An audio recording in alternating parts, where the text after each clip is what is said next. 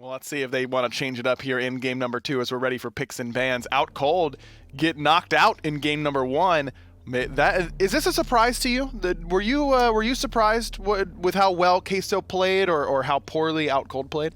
I don't think it. I think that it was two things. I don't think that we saw the best performance possible from Queso in game 1, but I also really do feel like WorstTurttle has definitely stepped it up this week, at least from the first game that we've seen in comparison to week 1. It seems like he feels a little bit more comfortable in this jungle position, probably had a little bit more time to practice with the team. And Queso, this has always been a team that has been pretty highly regarded, I think, in the European scene, especially because these guys, Warchi, Dracomarino, they've been around for so long. They are very familiar with the environment and with the other players and competitive at this level. And so I honestly think that this is just Team Queso starting to show a little bit more of their potential. I couldn't agree more. I think this team has a lot of room to grow for Team Queso. And how about that? A first ban Arachne instantly by OutCold. They were like, no, we don't want to deal with any of that.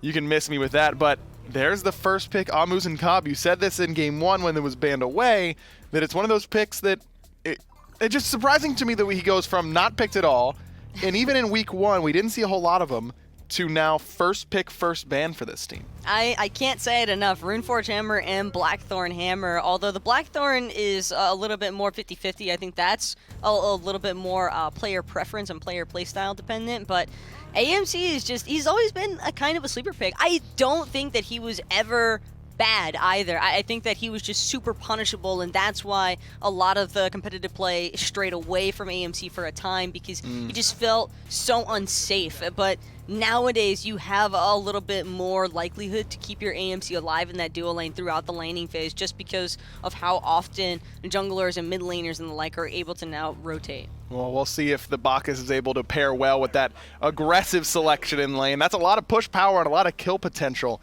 in the duo lane. We'll see how well Chekio and Dracomarino are able to handle that. As Achilles, again, most likely, I'd say, for Dimi after a performance like that, but still could go into the jungle to FrostiaK. But still, so much control from OutCold Gaming. That was one thing that I think they definitely lacked in a lot of those previous or the past game team fights, is they just didn't really seem like they could consistently control the engagement. But when you have a Bacchus now into the mix, AMC going to be able to apply tons of slows with the honey and highs, and Achilles as well. I think that Dimi did a great job with his target focus. He was finding a lot of really nice stuns to control the backline from Queso. It was just unfortunate because the rest of the team didn't really have the damage to follow up. We saw where things were kind of lacking in the jungle from FrostiaK, and so I really just want to see FrostiaK, I think, step it up in this match. I wonder if Kabrakan is on the table, and after that Cernunnos selection, that seems like a really good pick against so many gods that can't get out of your cage particularly easily. Agni, Naja, and Vamana can all struggle in that regard as well.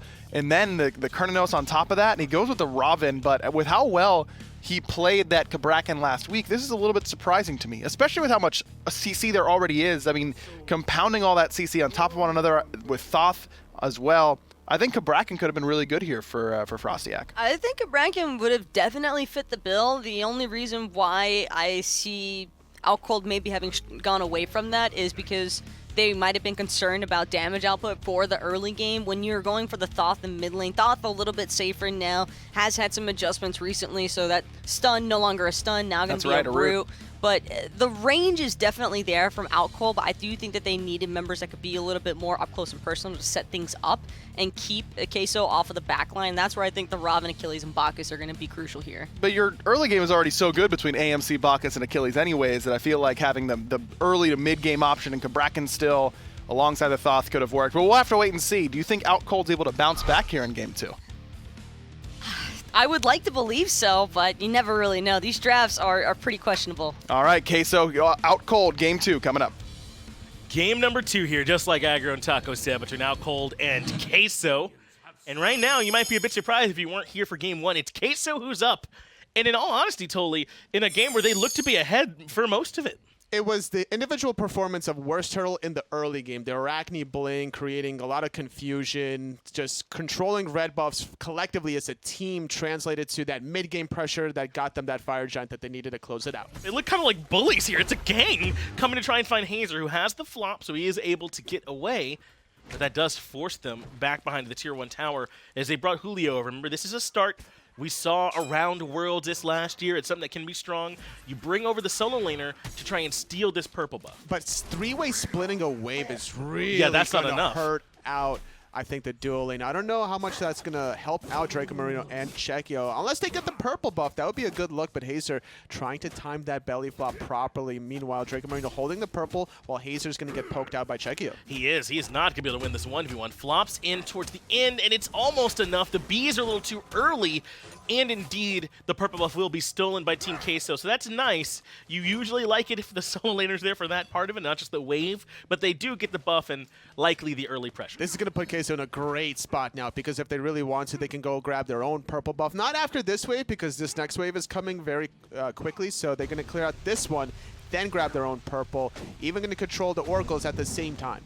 Now, they have pressure for now, but I don't know. And a Muzen and a Bacchus, I feel like can get that back without too much trouble. I agree, but the thing is, Queso's going to hit level 3 before OutCold Gaming, and that's when the pressure just going to continue on. It's always going to be about a half a level lead for this duo lane. That they've earned from the start from Julio, and again, he didn't lose very much at all. He was able to teleport right back to lane. And look at this, Draco's going to send Chekio back to the purple buff alone, and Draco is pressuring Hayzer by himself. Hayzer just took so much unnecessary damage to try to prevent those melee minions from being under the tower, but the way they're utilizing that kind of sacrifice is by keeping the wave right outside the tower to maybe deny one melee minion or two for the rotating Chekio.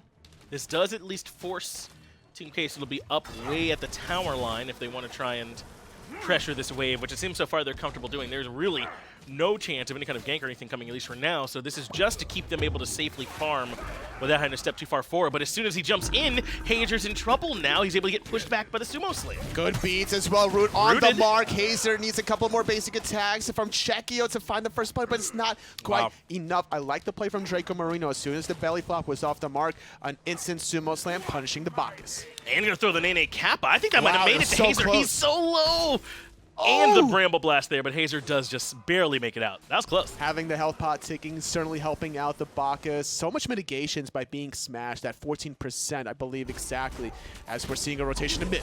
But WorstTurttle, he's certainly going to fall here. That ring bounce was nice. He got some good damage, but nothing to compare with the fact he ends up falling. FrostiaK is the one that finds first blood for OutCold. PrettyPriMe just casually dashing in, and he's like, wait a second, WorstTurttle level 4 rotating this aggressively? It was also because Warchi was on the opposite end of the mid lane, so they knew for a fact it was going to be a 2-on-1. WorstTurtle had no business being there. Started with a blink, so he had no way out of that situation. That's exactly right. Good job by OutCold to recognize all that and to punish promptly.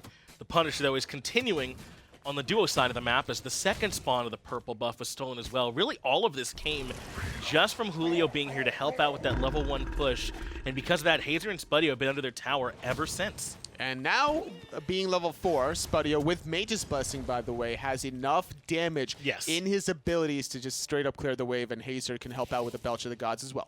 Yeah, they should be able to go ahead and push up here. So dual lane should be okay for these two for now. Feels like we've been here for the entirety of these first 4 minutes. He's not the only one with a Mage's Blessing, though, is going to be this Muzen comb. I wanted to move away, but FrostiaK thought about it, then changed his mind, then changed his mind again. He certainly is going to be here. He has the ultimate. That's right. Chekio already used his dash. He's going to be a sitting duck. Easy kill.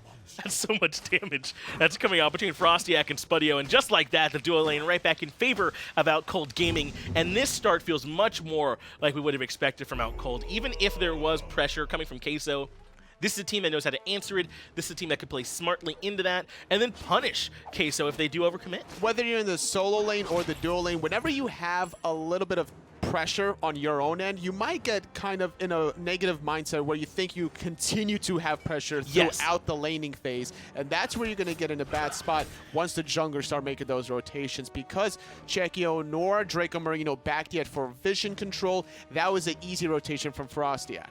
And I say it all the time, you can't just watch your duo lane get bopped. And that's not what happened here. FrostiaK realized they were getting pressured, so we came over right when Spudio and Hayzer had a bit of a power spike that you identified, and they were able to get a kill off of it. And now, all of a sudden, it's Queso who have to be careful. In fact, with Draco backing, Chekio has to take some safer pathing and will indeed leave. And I thought that for a moment that FrostiaK was going to gank the duo lane around the 2.5-minute mark after he secured his second speed buff, but instead it was around that 4.5-minute mark after securing his third speed buff instead. And that's those timers you have to keep in the back of your mind. It's like, all right, 230, 430, jungler's going to be around their speed buff, but you got to know where they're going afterwards. Julio able to get the knockup on the Dimi. I'm glad we're over here because I did want to bring up he's using the Talaria boots again, but this time he does have the teleport with him as well. So even with that extra movement speed, it looks like this time he's elected to have the teleport and the ability to move around the map a little bit easier as well. Maybe he felt like he didn't need the meditation that much in the laning phase, but it definitely bailed him out of getting soloed that one time. So he's going to have to play differently this time without the meditation. He can't take too much poke damage. I think it is good, but maybe it was just a little bit too niche, the use cases for it. He was only able to save him that we saw maybe 1 or 2 times. So he might get a little bit more use out of this teleport, even though the meditation was helpful, as we have a 3-on-3 here in the middle lane, the joust match, as I like to call it, between our supports, junglers, and mid lane. Not expecting any action in the mid lane, but going back in the solo lane, on top of the Talaria boots, is also the Mage's Blessing for Vamana. It gives him a lot of, MP5 and the ability to keep spamming abilities, but not having Warrior's Blessing, without that sustain, you're always going to be in like a dangerous position against an Achilles that's looking to poke you out, looking to get you in that execute threshold. But Julio sticking to his guns, going for the Mage's Blessing, and even going for the Mystical Mail. Dimi has found Julio here in the jungle. They'll just trade blows a little while. I'm glad we have a chance to see Thoth, though, because we don't see him very much anymore. We don't get to talk about him that often. You heard them say on the desk, it has been changed here for him. Not the stun anymore. He has the root on that third ability, the evade and punish. So it is slightly different, but it's also stronger. It does also now pass through, so he can get a little bit better clear as well. But I don't know. How do you feel about Thoth right around? I think he's still solid. If you're accurate with his ultimate, it's going to just absolutely melt any squishy in the backline. I believe we also buffed up the ultimate damage, if I'm not mistaken, so it's going to be dealing a lot more damage in the later portion. The scaling of it specifically went up. Right. 120%. It was at 100% in the previous patches. Yeah, that is potent. So he'll certainly be able to hit plenty hard to try and make up for perhaps not having the stun any longer, as Draco is going to continue to bully right past Hayzer. He wants to loop into the backside. He has the Sumo Slam available. FrostiaK has to know, as Hayzer's communicating that he's behind him, but instead he'll push the Bacchus right into the stun, right into the sash, and right into the watery grave, but they still have not completed the kill onto this singing man just yet. Final judgment hits everybody. That's going to put a stop to this fight right away, but Chekio rotates in and finds Hayzer. Great rotation. Even going to root FrostiaK in place. Keep in mind, Mr. Crush still available, but it's off the mark. Spudio is able to find Chekio. He weaves through and is able to find that stinger and able to find a kill indeed. He'll even pick it up to reset the cooldown. A 1-for-1 in the middle lane, and that fight is saved heavily by Prime getting that big snipe. Julio's here around the corner. He could have maybe chased that down, but if he overextends on the left-hand side, it'll take him almost forever to come back on the right side of the map. And I don't know, I think Spudio was actually a quarter second too slow of picking up that stinger, because it's only about a 20-second cooldown once you pick it up. Oh, you're right. Spudio is still having a long time. Yeah, he didn't have a chance to pick that up, but still no harm, no foul. 45 seconds remaining. Don't expect to see any action there. And it is unfortunate. It fell very close to the tower line, so maybe he didn't feel comfortable pushing up in time to go grab it, so he doesn't quite get it. But like you said, really shouldn't end up hurting him too bad, unless Chekio wants to go aggressive here. This is not a lot of mana available for Spudio, but with a full wave, they'll look for action elsewhere, like perhaps onto FrostiaK, but it's the long-range damage from Prime yet again that turns the fight around. Final Judgment's not on the mark, but Warchi still wants a little more. Trying to go for a 3-on-2. A little bit of a win, I would say, from OutCold Gaming, just bullying out one member. Very low indeed was WorstTurttle. Just going to casually get his own speed buff. Different builds between these junglers. Makes sense for both of them, I would think. WorstTurttle going for more cooldown reduction with the Jotun's Wrath, wants more Windfire Wheels available. And whereas FrostiaK going for the Brawler's Beadsticks, wants to really limit some of the healing onto Julio. Not a bad idea. We were seeing anti-heal be a big factor last game, so might as well prioritize it here from FrostiaK. But totally, I want to talk about some of these engagements from Queso. It feels hard to try and engage into a poke battle with a team with a Thoth. Unless you're all in committing, OutCold are probably going to come out on top every time just because of their superior range. Well, in that last mid-skirmish, there was a lot of mind games because, number one, Hayzer was trying to zone Dracomarino away. Dracomarino was like, you don't bother me. I'm walking past you to the mid-wave. But then, as Dracomarino's leading the race, funny enough, because he's a turtle, he should never be winning that race, Hayzer's like, I'm going to stop you by belly flopping. And Dracomarino's like, you fool, I've been waiting for this moment. Sumo slams him back in. Warchi not enough of a high level with enough items to get the kill fast enough. So all that damage that Hayzer absorbed bought enough time for PrettyPriMe to get a beautiful 3-man ultimate to stop that engagement from happening, but then the Chekio rotation cleaned up Hayzer. But then I believe it was a 1-for-1 anyway. That's right. Being able to find a kill in the back end as Julio should grab the Totem of Ku now. Final Judgment right in the face of WorstTurttle, but he didn't have a way back out of there. Looks like Windfire Wheels either wasn't available or got beadsed. It looks like just wasn't available. He will certainly fall to a nice play from Prime. I think that he tried to use it as an offensive mechanism, and he might have been off the mark, or maybe it was overhead kicked regardless. So actually, FrostiaK used his Mystic Rush as well, so that's probably what happened. They traded out Ultimate for Ultimate, and at the end of the day, Queso coming a little bit short there. Absolutely were, and once again, this Thoth is becoming a bit of a problem. I don't know why I'm saying once again. We haven't seen Thoth in a long time, but once again, I want to bring up how good this Thoth is playing. I mean, Prime makes it look easy. Yeah, Prime makes any god look easy, honestly. Doesn't he?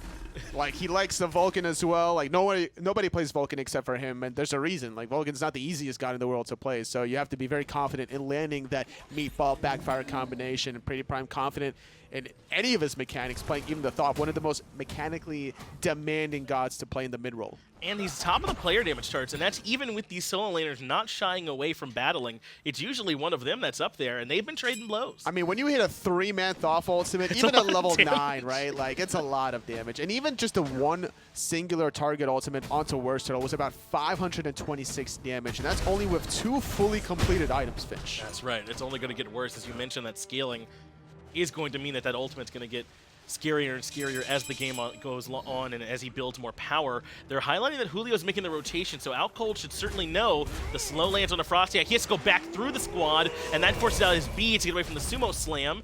Good damage from Warchi, but that's just poke on the FrostiaK.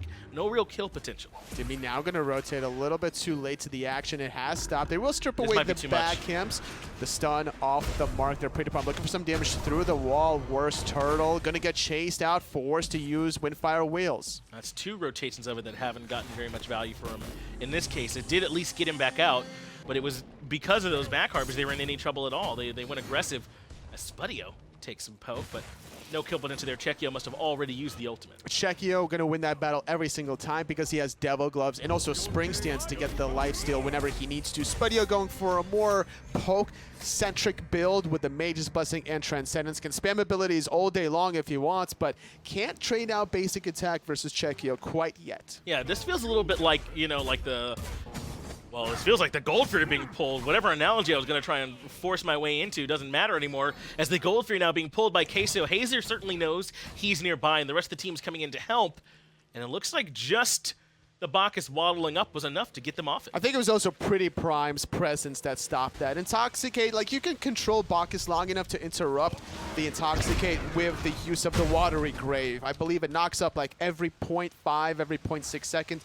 And there's a cast time for Intoxicate, so you can get the Gold Fury long enough, use that Watery Grave, keep Hayzer out of steal potential, but you're not going to be able to keep Hayzer and PrettyPriMe out of that steal range. Not because of how far back Prime can chill. As you are taking a look at Watery Grave, a frustrating ability at times to try and play against, and one that is used well here by Dracomarino.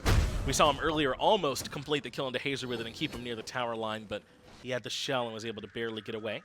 So the Gold Fury will remain standing for now, happily. And just because of Chekio out-pushing Spudio is why that Gold Fury was called for in the first place. Spudio was under his tier 1 tower. He couldn't really make that rotation. So at best, Queso was thinking for maybe a 5-on-4 fight, but they weren't even interested in the fight. They just were hoping for a quick and easy Gold Fury. That's what it looked like, right? Maybe they can get the steal they'd wanted, but they weren't serious. You know, they weren't ready to commit to a long-term relationship with that Gold Fury. That was more of a fling, and they end up giving up on it and falling back.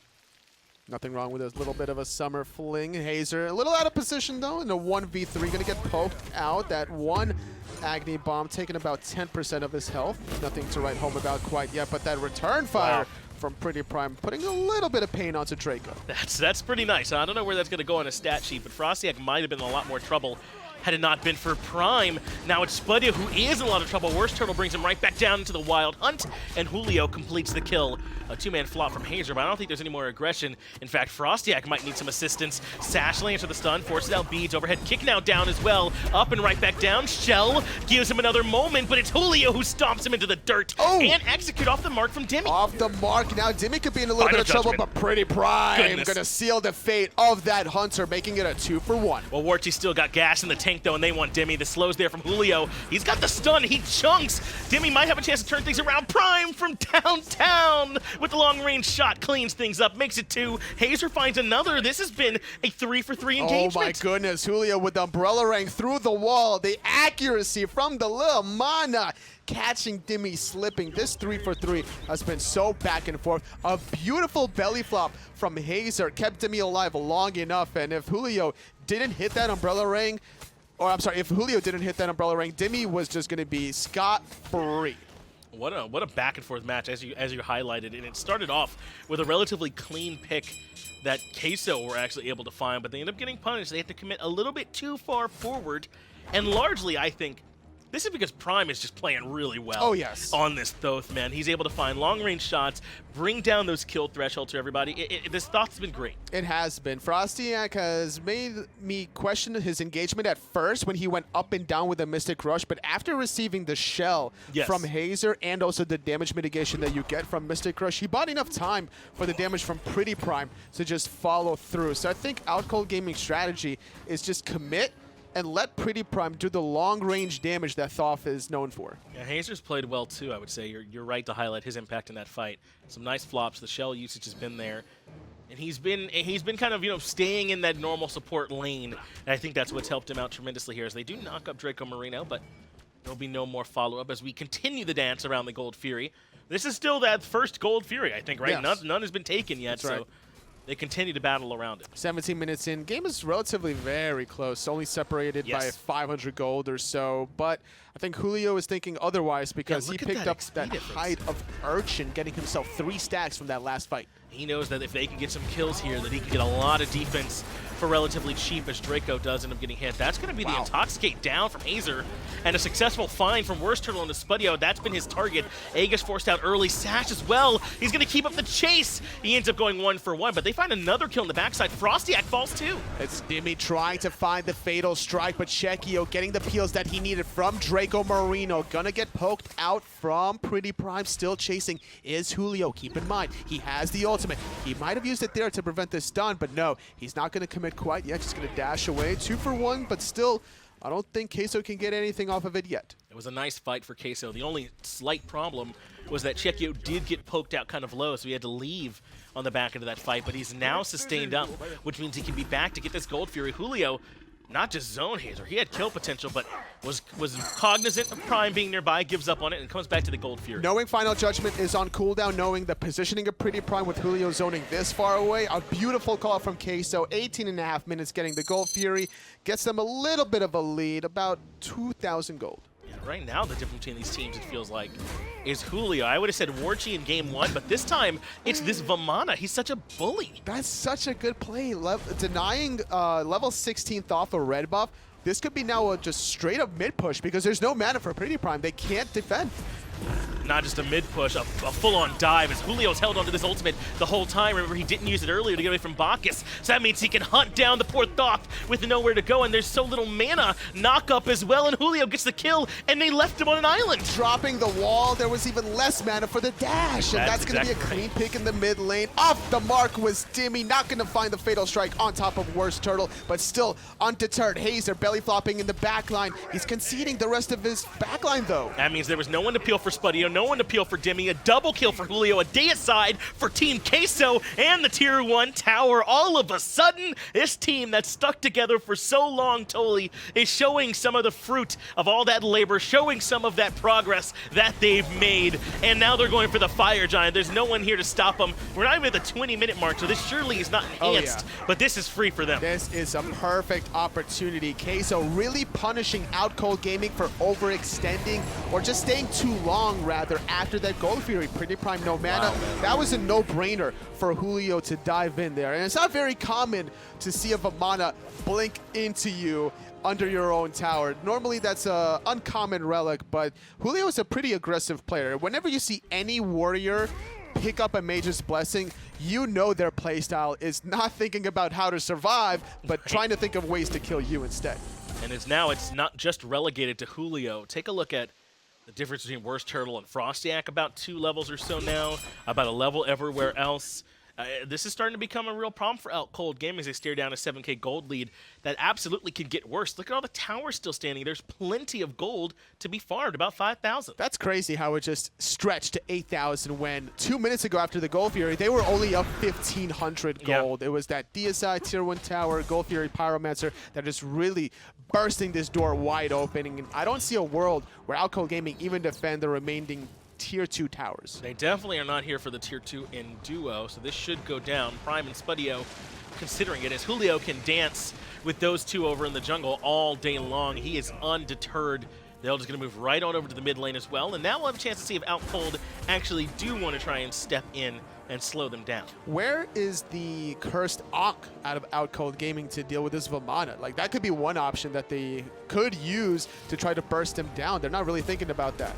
Hayzer has been isolated too far forward. Now he's up into the air, and he's going to be right back down to his death. Prime, though, removes Warchi from the game. That is a nice find, but I think it might cost him FrostiaK. Julio, unstoppable 7-0-2 with the 4v3 advantage. They can push right into the Tier 2. They don't need Warchi for the siege as long as they can take out FrostiaK and Hayzer. Diving into the backline is WorstTurttle, forcing out the beats and killing PrettyPriMe. What a good play from WorstTurtle. That was nuts to take down Prime. That was the only guy who could have slowed this push down at all. Yes. And now without him, Team Queso can feel very comfortable to keep going. Another sash, and now it's Dimi that's the target. Wild Hunt, the transform, an easy kill for Chekio. It's just Spudio left against 4. This really might even be game with the Fire Giant. This absolutely should be Finch. A 22-minute victory for Queso. Brutal. That's about to 2-0 OutCold Gaming. Hayzer has a chance to jump back in, but look how low the Titan is. It's 25% HP. There's no way they can defend it up against all this. Chekio gets one more for a killing spree, and Team Queso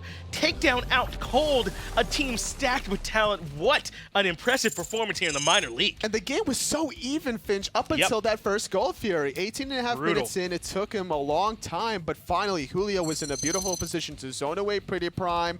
The positioning of everyone from Queso was just in tune. OutCold Gaming, they felt good in the beginning of the game, but they couldn't really group up and do anything with their number advantage. Like FrostiaK made some plays in that duo lane, but what did they get from it? They were the ones losing their own purple buffs. Yeah, and what makes this team scary for me, totally, is that they were passing the baton, right? It was Warchi, it was Julio. I mean, this was just a back and forth squad. Who on this team do you focus out? Everyone stepped up at different times. Even Chekio at certain points was too much of a problem for OutCold to deal with. This isn't a team where you can just go, hey, maybe just take out the jungler and we're good. Everyone is capable of stepping up. And I haven't even spoken about how well Dracomarino played. Oh, yeah. He was a part of, I think, all but 1 kill in that last match. That's true. He was always looking for the perfect sumo slam target. And I think what also helped out OutCold Gaming to stay in the game for as early as they were was PrettyPriMe's Thoth. That's right, yeah. That could have been way worse. WorstTurttle tried to take a 1v1 exchange against FrostiaK until PrettyPriMe says, no, you don't. So I think the Thoth pick was a good spot for him, but unfortunately, as a collective unit, Queso 1 leg above. That is impressive. I'm glad you made that point. That could have been a worse loss somehow at 21.5 minutes if it weren't for the Thoth. Great play from Prime, but it still was not enough. Let's get it back over to the Desto to break down how Queso got this surprising 2-0 win. Surprising's right. Surprising how quickly that game 2 went. 22 minutes, and Queso mop up OutCold. And it was WorstTurttle in game 1 for me on the Arachne, but game 2, Julio's Vamana was just unstoppable. I mean, there was no answer for it. I almost feel like it might be one of the last times we get to see Julio piloting this Vamana, because that was just gross. Honestly, those last 2 team fights were just so persuading to how fast the collapse was truly from OutCold Gaming, because Julio, I mean, I don't even think it looked like he was taking damage when he was diving PrettyPriMe underneath the T2 tower. I mean, look at this. This is 15 minutes, 18 minutes. It's really close. This is a 2,000 gold lead for Team Queso. The game ends 4 minutes from this spot. I mean, it's absurd how quickly Queso was able to slam the door close, and this is really what started the domino effect, was that dive on PrettyPriMe underneath that tier 2 tower. What are you supposed to do if you're OutCold in that spot? I mean, PrettyPrime's, saying, "Oh, I need help." How do you help him in that moment? I don't think that they could help him. By that point in time, it was already too late. I think Julio just had that kill full without anybody able to really contest. I think what needed to happen from OutCold is they needed to just full hard reset. They needed to pull everybody back as quickly as possible. The problem for OutCold there was that everybody else was already stacked kind of like in rows ahead of each other. And so that separation, I think, caused a lot of chaos by the time OutCold finally did decide to look for the retreat. And that's where we saw Spudio getting choke pointed. And I think that was really just the downfall there for OutCold, was everybody kind of just got caught out of, I shouldn't really call it out of position even, because they were in their jungle. It's just, I know. Team Queso were just already surrounding them, and by the time OutCold realized it was too late. An impressive 2-0 victory here for Team Queso, not just in the fact that they won up against OutCold, but the manner in which they did it. In control, basically, in both games. The game 2 was fairly close to the first 18 minutes, and then it was over in 22. So you can tell how explosive this Queso team can be. We'll be right back with some more EU Minor League, but first, some information on a Twitch Prime bundle.